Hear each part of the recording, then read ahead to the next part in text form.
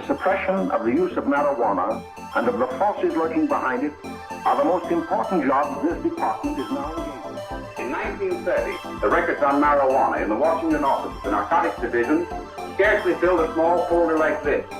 Today, they fill cabinets. Welcome, ladies and gentlemen, Coloradians and everyone that's smart enough to listen from the outside. One of the most amazing plants we've ever discovered. The pot party, the trippers, the grasshoppers, the hip ones, all gathered in secrecy and flying high as a kite. Welcome back, ladies and gentlemen, to another week of Stoned Appetite, part 2 of March Madness recap, diving into the Sweet 16. With your host, as always, it's me, Kip. And to my left, I got my boy, CB. Chris, how are you today, Bubba? I'm surviving, you know. I made it through the weekend that was the beginning of March Madness. The name of the game is Survive and Advance. You're not lying. We had a bear of a weekend, whether it be coming off of travels and things of that nature, but we were mentally and physically prepared for St. Patrick's Day, hosting March Madness, hosting our own restaurant March Madness, all the while having a good time and holding true to form. And boy, did we. Made some good bets, made some bad bets. Goodness, I still hate Duke. But we're going to dive into all of that and a lot more. We've got a great episode, and it's presented by a great sponsor. I bet y'all were thinking we were about to say Standing Akimbo. No, sirree. We've got a new sponsor for the spring, and we are fired up to introduce you to them. Don't worry, Standing Akimbo is not going anywhere, but we're excited about this partnership that we've got for spring and summer, and we want to tell everybody about it. We're teaming up with local distillers, folks that know their way not only around a bottle of good hooch, but a good party as well. That's right, the family from Breckenridge Distillery, X symbol, Stoned Appetite, teaming up.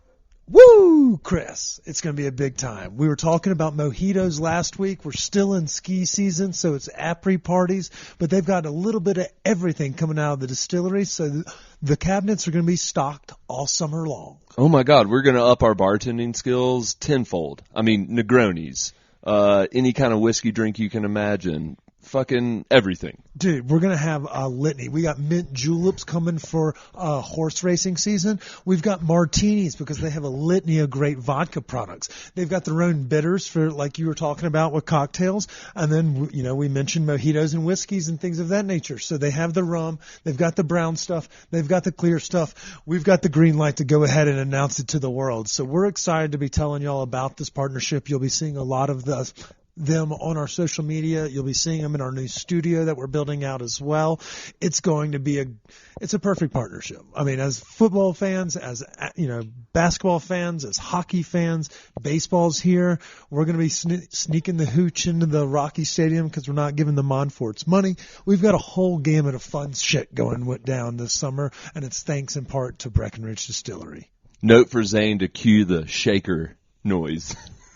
That's a good call, Zane. Definitely throw that in there. But yeah, so if y'all don't know, you can definitely find them across the metro area. They are made right outside of Breck, or actually right in the smack dab middle of Breck, and they'll be hosting their first party. We'll call it the Stoned Appetite Welcome Party on the 31st at their tasting room up in Breckenridge. So for those with the Epic Pass that may be looking to go down the mountain and then catch a fade, come find us in Breckenridge. We'll be up there March 30th, 31st, hell, even April 1st. There's a litany of great products and people to see, and, you know, great food for us to eat. So we're going to make a fucking weekend out of it, and you should too. So, and the snows keeps on coming, so there's no excuse for you not to swing by after skiing. Every mountain seems to have extended their close date by at least a week or two. Yeah, we'll see you there. You hear that? It's a nice little rum and coke right there for my grandfather. Thanks to our friends over at Breckenridge. And obviously, shout out to our friends over at Standing Akimbo. But if y'all are looking for the Breckenridge product line here and around the community, you can almost find them everywhere. They're very well found.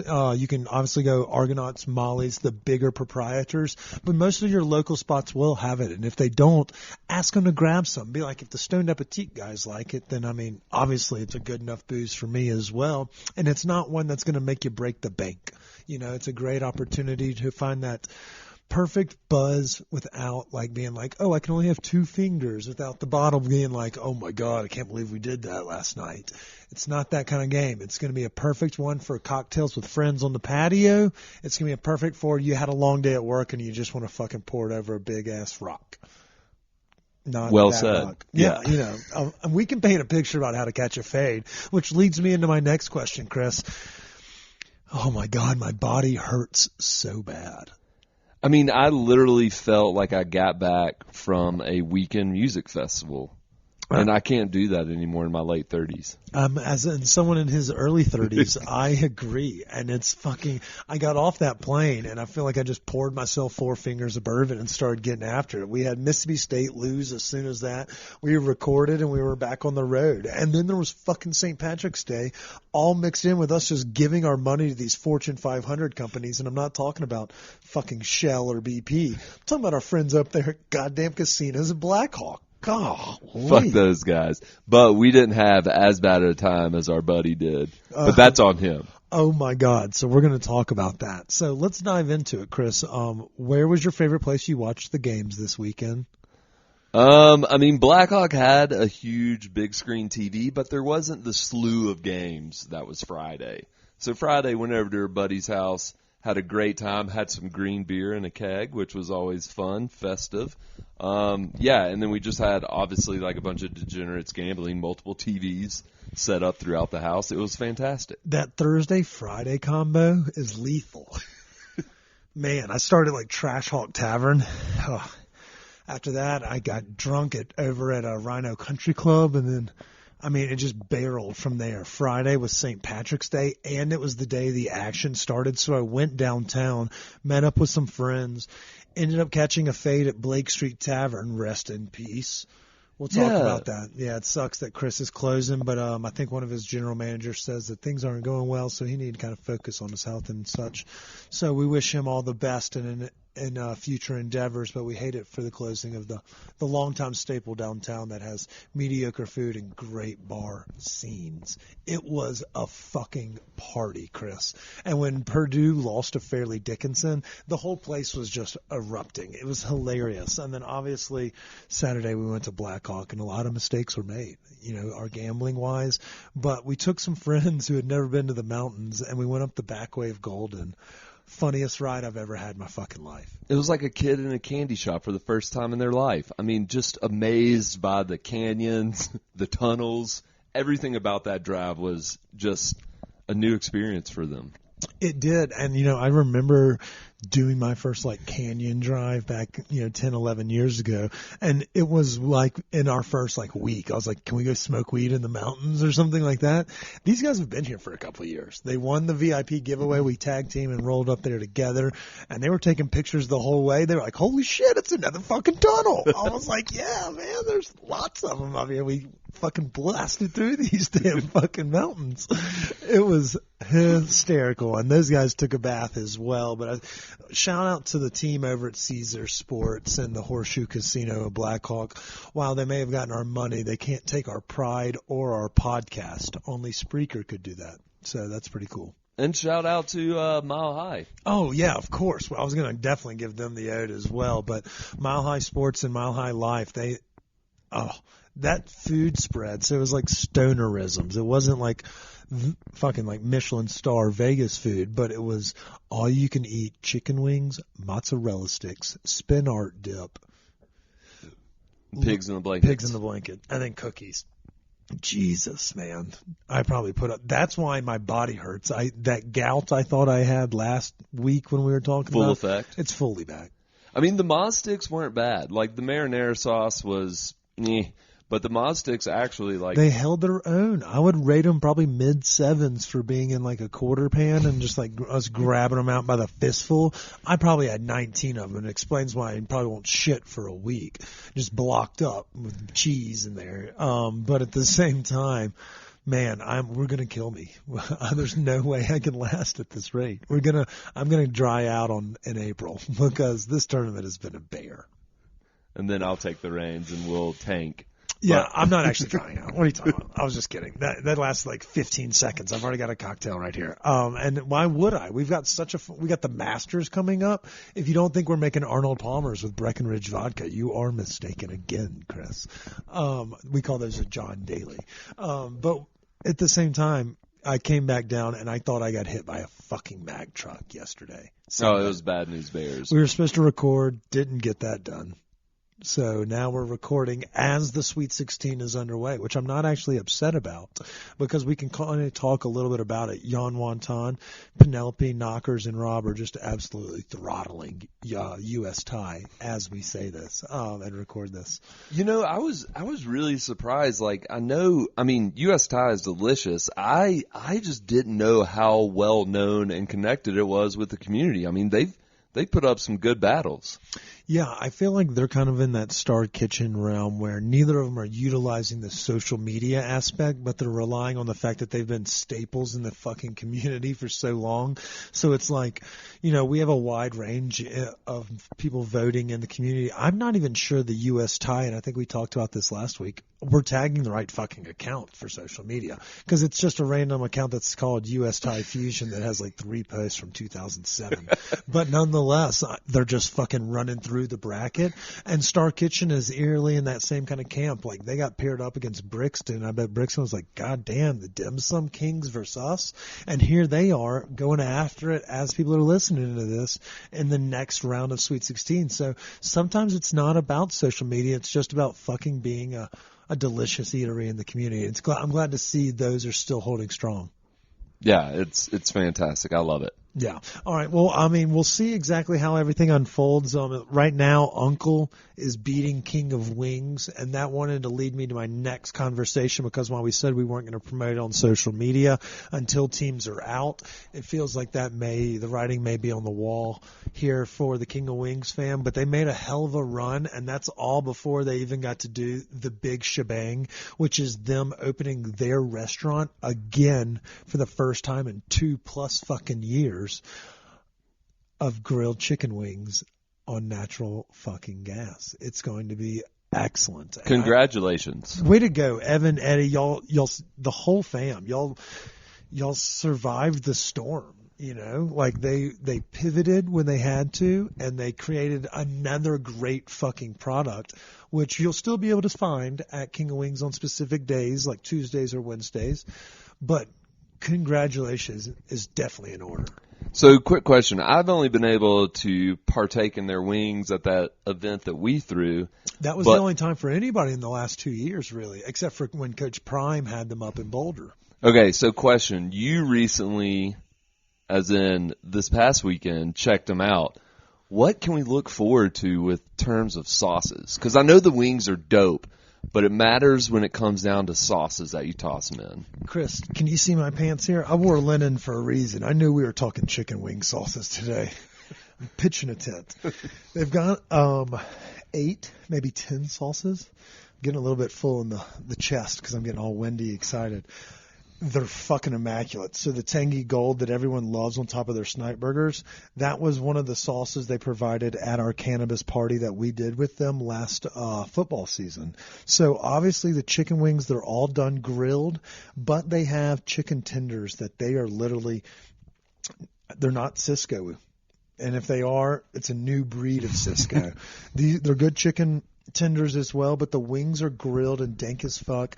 They have 8 or 9 sauces. The tangy gold is a fan favorite, but let me tell you something, Chris, and it's going to be our most contentious point of conversation here today. The spicy Thai is excellent, and I'm going to power rank some of my favorite chicken wings in Denver, sauce or dry rub included, because I think that's something we need to talk about more often is all the preposterous amounts of chicken wings that we do eat. And right now in the middle of basketball season, you know, people are at the sports bars, you know, they need to be able to have house parties with their friends and green beer, and they need to be able to get their food from the best places. And so I wanted to ask you some of your favorites, and King of Wings may not be on everybody's because it's not been readily available, but what are some of your favorite either chicken wings or wing sauces in town that really get your pants in a tent formation? I mean, obviously everybody knows about the peanut sauce from Fire on the Mountain, which is delicious. But really and truly with that type of sauce, I don't like it on all my wings. I like to kind of dip it. I like to have a few wings with that sauce, but I'm really traditional. I like a good, authentic buffalo sauce. Do you like it on the hotter side or the more buttery side? I like it on the hotter side. Okay. And I like it to be where, your fingers are gold, kind of. But basically, the newest wing that I tried this year that I thought was delicious because it had a great crunch was actually from a food truck. See, Chris, this is the insight that other folks probably won't have because unless it's a food truck, downtown or at a food festival, it's hard to find them all. Which food truck are you referencing? This one's Farmhouse 5280. Okay, I vaguely remember you talking a little bit about them. What made their chicken wings dance so well? I don't know. Was it the sauce or was it how they prepared the chicken wing? It was the sauce, and I think it was just like a no frills thing. They were just chicken wings done right, and they had a good crunch to them. Bonus, they're gluten-free for people that matters to. But they are fucking absolutely delicious. And I recommend, Farmhouse 5280, they put up their schedule, so just Google it and check them out. And yeah, if you're ever in an area where it's at a brewery, swing by and get you some fucking wings. And their chicken fingers are just as fucking good. Are they in-house breading? See, I feel like when you do that, if you're we're going to make these chicken tenders in-house, it really gives you the opportunity to be a little bit more creative or spicy in your seasoning or in your dredge or batter because you're going to oftentimes toss them. So if you're doing them yourself and it doesn't feel like they're already pre-battered and you're just kind of bringing them to life, right, you can kind of have some fun with it. And that's where you get closer to the Popeye scale. And everybody knows the Popeye scale is similar to the Costco. The bang for the buck is worth sevenfold. The Barcelona Popeyes, it didn't blow down any doors, eerily similar, but the fact it was available is very nice, and same for the Costco hot dog, and so I think when you're doing some in-house breading or dredging, it's really, it separates you from the competition. Yeah, and I really haven't consumed as many wings as I normally do this year, so I'm a little bit behind. You're more of a griller, so we often see you doing an outside sesh. Yeah, so I'm a little bit behind on where you've been or where we've been getting wings these days. So what are some of your favorites? Chris, I'm glad you asked. Because that was this 100% stage segue, and I loved it. I'm going to give you 5 that are fuckworthy, and in no particular order, but in particular order. In the 5 spot, it's Saucy Southern. They have a bunch of great sauces. You can get them wet if you want. You can go dry root. Their lemon pepper's pretty fucking banger as well. It's a more hodgepodge of the two, but at the same time, even if you got those naked, like I did when I did the Hot Ones Challenge for Mile High Life, shout out to Scott DeHuff, that one is just a good fucking chicken wing, and they're using it with some wood fire underneath. Good Southern folks over there. I love that team. They're Mississippi boys. Go Hail State. We've had a rough showing in sports, but nonetheless, if your team's still alive and you're in the University Park area, Saucy Southern has some really good chicken wings. The next one is kind of a pop-up. It's similar. It's kind of hard to get, but the best part about this one is that you can make these at home. So Chris, this one's going to tickle your pickle. It's Lost Sauces. So they do pop-ups at places like Pizzeria Leopold and things of that nature. And so that's where I had them most recently, right before the Super Bowl. So late January, early February. Okay. Good fucking chicken wings. The sauces are exceptional, and you can buy them through their social media. And you can probably find them in some more Proud Souls and, smaller niche shops around town. But check out Lost Sauces on social media because they have this Asian sesame ginger one that bangs really hard. And you're going to notice that's a kind of a trend is I like a combination of, and it's similar to what you were saying of having a couple spicy peanuts, but I like to have mine comboed with a sweet heat so that you get some with that vinegar base, on, a basic buff. And then you get something with a little different flair to it. But if you're at a Fire on the Mountain, you get a Caribbean jerk spicy peanut. That's my 1-2 punch there. I like that. My next chicken wing, Chris, and I think a lot of people know that we've said it before, barbecue places seem to be the trend on where to get your best chicken wings. And so some of mine are GQ, Post Oak, and Barbosa Barbecue. I forgot about Post Oak. Those Post things Oak, are fucking delicious. Those dry rub habaneros. They got a kick to them, but they're fucking flavorful. It's a sweet heat because they use almost like a barbecue rub with that habanero to kind of cut through it so it doesn't overpower the mouth. And then the dry rub, it kind of tingles the lips. I like that one a lot. GQ has a great dry rub as well. And then Barbosa, they do one with the Alabama white sauce, Chris. I know that. Yeah. Yeah, it's fucking delicious. Yeah. And then in the 2-hole, I mentioned it, I have King of Wings. Or excuse me, I have Fire on the Mountain. They are they're my number 2. The spicy bean is just so fucking delicious. And then my number 1 is the spicy Thai hot sauce wing sauce. You will be able to get at King of Wings this weekend. So I know the Tangy Gold family will be upset with me. You're going to be a Tangy Gold guy over me, but I love the spicy Thai. If you go bone in or you go boneless, the flavor's there. It's not overwhelmingly crazy in terms of like complex flavors or anything. It's just fucking good, Chris. And that with some of those like not shoestring, but McDonald's length and like textured fries, you get a bunch, dunk those in a little ketchup. It's a 1-2 punch. Like you want to be there. You want to be in the tap room. It's going to be pretty much 1 in, 1 out for the next couple of weeks. But after it kind of settles down, that's a place you want to be this spring and summer. Yeah, I can't wait. I'll be there. It's not far. It's in my neighborhood. Yeah, it's a stone's throw. And for those that haven't been, it's in Wheat Ridge, West 44th, and Wadsworth is pretty much the best way. So it's quite literally less than a mile from me. So you will see me bellied up at the bar. Faux show. You know, a good wing sauce that often gets overlooked. I like a good honey mustard on a chicken wing. Like if they can spice it up, kind of put a little spin on a honey mustard, I think it's pretty damn good. Interesting. I don't have to actively seek out the mustard sauces on that. I love it when it's like the binder on something we smoke for long periods of time. So maybe I should re-dip my toes into the mustard pool because it, plays well with a grilled wing. And you're obviously a blue cheese guy. Yeah. I mean, I'm not some fucking savage. No. Yeah. Jesus, those Midwesterners. After seeing because that, ranch, it's just like when you dip it in there, it just kind of slides right off. But blue cheese, you can get maybe a chunk or two, and it holds. It just brings a little more pizzazz too. It's like brings a little funk. It's like dating somebody that is pretty and knows how to dance. Yeah. Instead of just being like not good at it. Yeah, exactly. That's my best way to describe it. That's the best way. It's just it's a superior product as well. I'm sure they're both made from the best. 90% of them. No one's like making a homemade blue cheese sauce 90% of the time, but at the same time, it's a pretty doozy. Chris, we're coming up on 30 minutes, and so we'll have a cool episode at the end of the week recapping the Sweet 16 and the Elite 8, pretty much solidifying who will be in the Final Four. But I wanted to ask you, do you have any predictions of who do you see coming out of this? What do we expect to see in the next coming days? Because we'll see Jan Wonton will be what looks like going against Poulette Bake Shop out of Parker.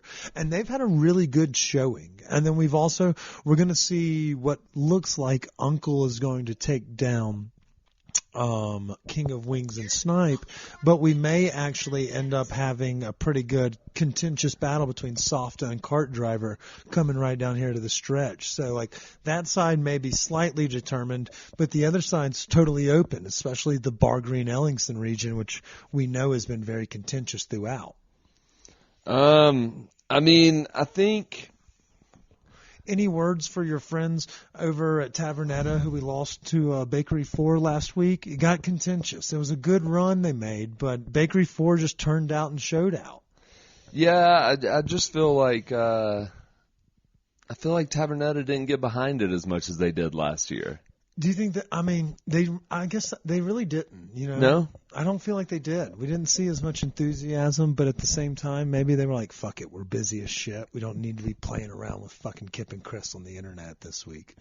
That's shame on them. Yeah, they're really missing out. We're a lot of fun. Yeah, and you could have made it to the Final Four and really shown out. I think this year is really gonna come down to Softa and you wonton.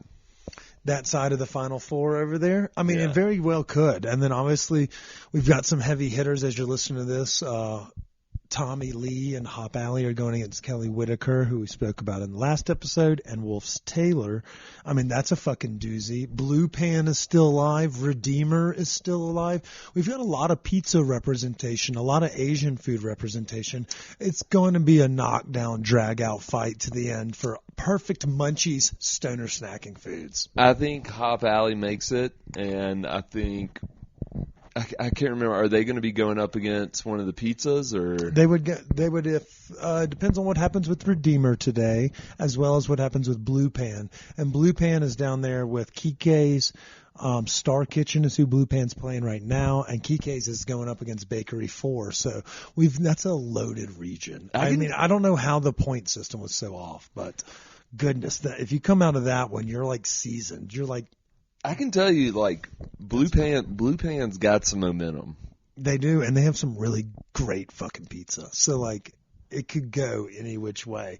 And I mean, Stoner Eats, you probably can get to Blue Pan a little bit easier than you can to maybe a Hop Alley, which is a little nicer restaurant, or something like that. So they may have the approachability factor if they meet in the Final Four, But if they go against Redeemer, Pizza and Pizza, that could be wild and crazy too. And PKR, don't forget about those guys. But you can always call in Hop Alley. I think they're about to start back up their takeout. Okay. It's not the same thing as dining in, It's not the same experience, but you can definitely get your fix.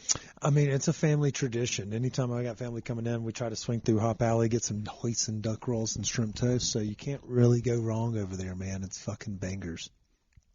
Oh, it's going to come down to the wire. It's going to be really exciting. Yeah. I mean, the whole week Denver's going to be an exciting vibe this week. Do you have anything fun going on?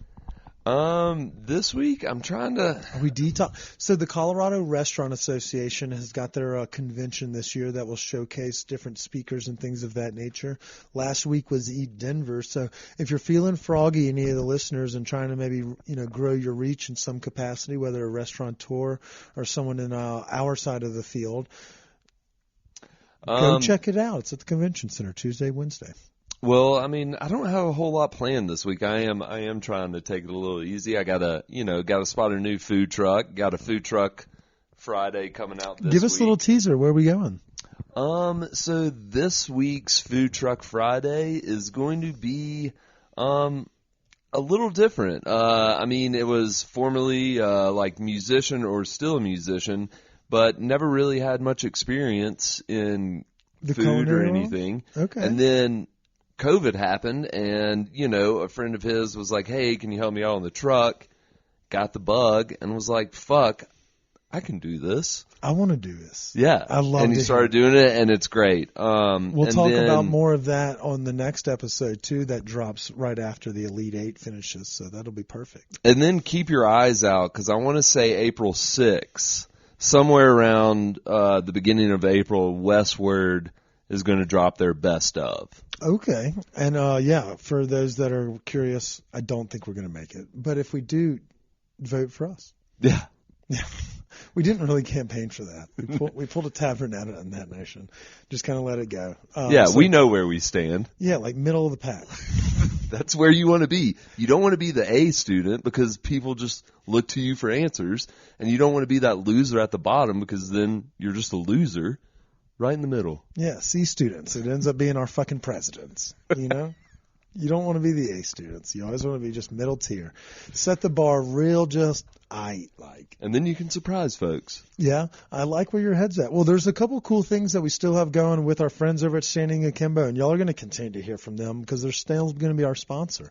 We've got Dapper Donuts coming through the shop on Saturday, so if you're looking for dank nugs and dank donuts, Dapper Donuts will be at Standing Akimbo. And I bet you're wondering, oh shit, I have my med card. This would be a perfect time because if there is a 5-10 minute wait, grab yourself a cup of coffee with me, goof off, and grab some fucking donuts. It's going to be awesome. They'll be out there from open until like noon or 1. So, I mean, that's 2-3 hours, 3-4 hours of just dank food and dank weed. So we definitely recommend that. And as you're listening to this, we only have 2 more days in the Standing Akimbo giveaway where you get to pick the restaurant that you get the gift card to. You're not at the mercy to one restaurant. You don't have to play for that. And we're going to take care of a shopping spree for you over at Standing Akimbo. I mean, quite literally the best of fucking both worlds. And all that's going this week during the Sweet 16 and Elite 8 of our bracket and the real bracket. I mean, it's almost like it's not a giveaway. It's just like a your choice. It's no giveaways allow you to pick. Yeah, that's the best part. You can really dial it in. So y'all make sure to stay tuned to our social media. We'll have a lot of fun stuff, including Chris will be back behind the bar soon making drinks for every episode. He's going to show us a couple renditions of things we may want to sip on, whether it be a mint julep all the way down to a nice summery spritz. We're going to have them all for you. Thanks to our new sponsors that we're stoked to be partying with. That's Breckenridge Distillery. And if y'all are wanting to party with them as well, don't forget March 31st in Breckenridge at their tasting room, Apri Anywhere Party. It's going to be a hell of a good time. Come join us. We'll be there with bells on. Oh, I can't wait. It's going to be great. Well, we hope y'all have a great week. Stay tuned, and we're sending our love to the crew over at Blake Street Tavern. Happy hunting, and try to get over there before they close their doors on April 9th. Cheers.